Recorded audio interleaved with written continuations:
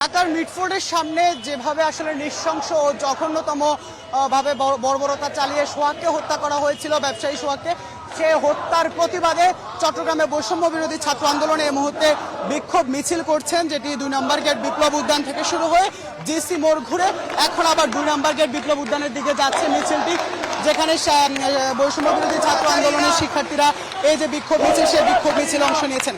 তারা বলছেন 24-এ তারা একটি আন্দোলন করেছিলেন, সে আন্দোলনে তারা স্বপ্ন দেখেছিলেন একটি চাঁদাবাজ মুক্ত, সন্ত্রাস মুক্ত, একটি শান্তির বাংলাদেশ বিনির্মাণের যে স্বপ্ন তারা দেখেছিলেন, সেই স্বপ্ন তাদের আসলে স্বপ্নের পথে এই যে বর্বরতা, যেটি আসলে নজির স্থাপন করেছে, সেই বর্বরতার বিরুদ্ধে তাদের অবস্থান। সেই জায়গায় তারা চাঁদাবাজ যেসব দলেই আছে, যেসব সন্ত্রাসী যেসব দলে আছে, প্রত্যেকটি দলের বিরুদ্ধে তাদের আসলে অবস্থান। সেই প্রেক্ষিতে তাদের আজকের এই যে বিক্ষোভ কর্মসূচি, সেটি চলছে। আমরা যারা বিক্ষোভ কর্মসূচিতে অংশ নিচ্ছেন, আমরা দেখছি আসলে যে বৈষম্য বিরোধী ছাত্র আন্দোলনের কেন্দ্রীয় সহ সমন্বয়ক সাবেক খান তালাত মাহমুদ রাফি, তার নেতৃত্বে মূলত এই যে বিক্ষোভ মিছিল, সেই বিক্ষোভ মিছিলটি অনুষ্ঠিত হচ্ছে। আমরা তার বক্তব্য একটু শোনার চেষ্টা করব, আমরা জানার চেষ্টা করব তার কাছ থেকেও যে আসলে তারা আজকে, আমরা একটু যদি রাফির কাছে একটু জানার চেষ্টা করি, এই যে আজকের বিক্ষোভ মিছিল থেকে মূলত কি বলতে চান? কোনো কি নির্দিষ্ট আপনারা কোনো দলের পক্ষ থেকে বা কোনো দলের বিপক্ষে, বা আপনাদের সার্বিক আসলে বক্তব্যটা জানতে চাচ্ছি। আমাদের এই বিক্ষোভ মিছিলটা বীর চট্টলার সাধারণ ছাত্র জনতার থেকে, এবং আমরা আজকের এই বিক্ষোভ মিছিল থেকে পরিষ্কার বার্তা দিতে চাই, যদি অন্তর্বর্তীকালীন সরকার এই দেশের আইন শৃঙ্খলা রক্ষা করতে ব্যর্থ হয়, দেশের মানুষের নিরাপত্তা দিতে ব্যর্থ হয়, তাহলে তাদেরকে সেই চেয়ার ছেড়ে দেওয়া উচিত।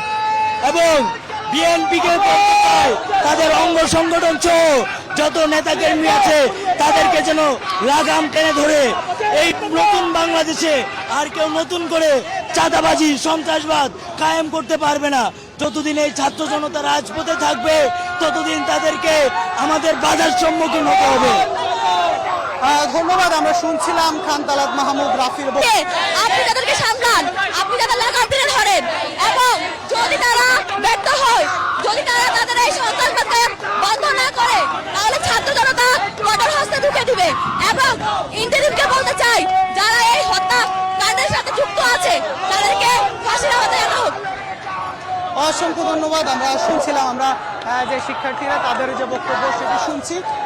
আমরা এখানে যে মিছিলটি হচ্ছে সেখানে আমরা দেখছি, অর্থাৎ যারা একসময় বৈষম্য বিরোধী ছাত্র আন্দোলনের যে সক্রিয় কর্মী, অর্থাৎ রাজপথের যে যোদ্ধা 24-এর, সেই যোদ্ধারাই অংশ নিয়েছেন। তবে এখন এই মুহূর্তে আমরা দেখছি যে তারা বিভিন্ন, অর্থাৎ এখানে আমরা বাংলাদেশ গণতান্ত্রিক ছাত্র সংসদ, এনসিপি, জাতীয় নাগরিক পার্টি, পাশাপাশি আমরা বিভিন্ন আসলে বিভিন্ন দল এবং মত, পাশাপাশি সাধারণ শিক্ষার্থী সবাইকে দেখছি এই বিক্ষোভ মিছিলে অংশ নিয়েছেন।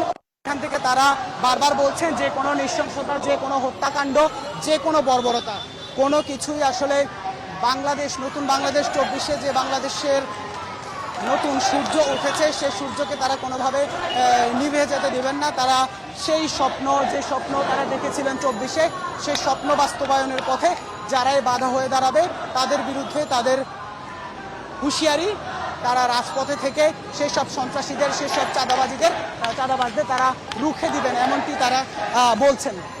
আমরা এখন এই মুহূর্তে বিক্ষোভ মিছিলটি 2 নম্বর গেট বিপ্লব উদ্যানের কাছাকাছি এসেছেন। আমরা একটু আরো কয়েকজন শিক্ষার্থীর একটু বক্তব্য একটু জানার চেষ্টা করব। আসলে এই যে বিক্ষোভ মিছিল থেকে কি বলতে চান? এটা হচ্ছে মূলত হচ্ছে আপনার এই চাঁদাবাজ, হ্যাঁ, যারা চাঁদাবাজি করতেছে তাদের বিরুদ্ধে মূলত একটা মিছিলটা করা।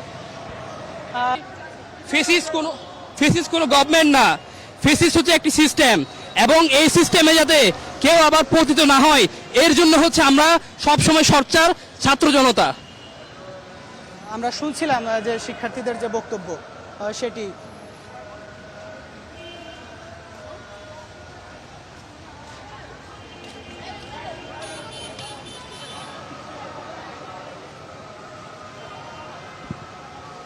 যে বিক্ষোভ মিছিল, সে বিক্ষোভ মিছিল আসলে নগরীর বিপ্লব উদ্যান 2 নম্বর গেট বিপ্লব উদ্যান থেকে শুরু হয়ে জিসি মোড় ঘুরে আবার সেটি এখন এই মুহূর্তে বিপ্লব উদ্যানের দিকেই যাচ্ছে। সেখানে গিয়ে তারা আসলে তাদের যে বিক্ষোভ মিছিল সেটি শেষ করার সেখানে একটি সংক্ষিপ্ত সমাবেশ হওয়ার কথা রয়েছে।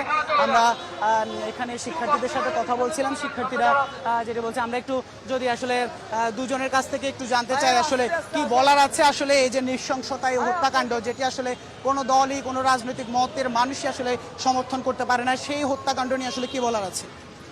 গত 17 বছর ধরে যে ফেসিজম কায়দায় সর্বস্তরে সকল মানুষের কাছে যে নির্যাতন নিপীড়ন চালিয়েছে, যে জুলুম, যে চাঁদাবাজ চালিয়েছে, 17 বছর পরবর্তীতে একটা গণ অভ্যুত্থান হয়েছে ছাত্র সমাজের এই নেতৃত্বে।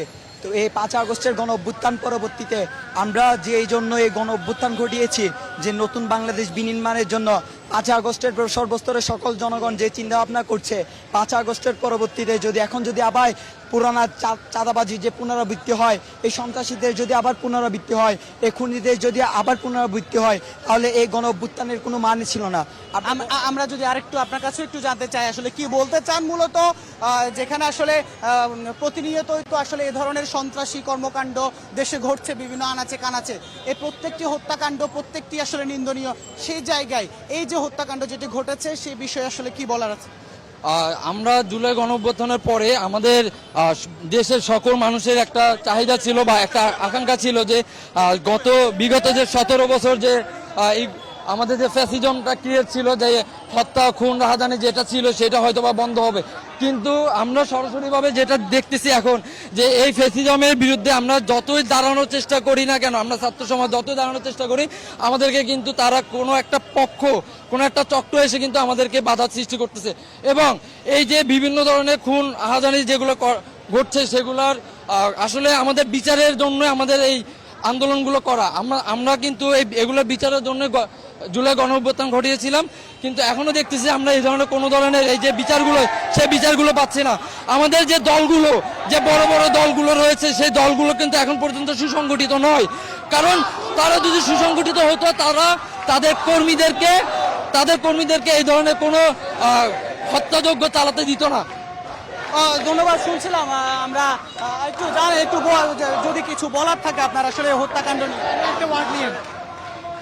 আমি তাদের যারাই চাঁদাবাজি করছে তাদের উচিত একটাই কথা বলতে চাই, ছাত্র সমাজ, এই প্রজন্মের ছাত্র সমাজ ছাড় দেয় কিন্তু ছেড়ে দিতে পারে না।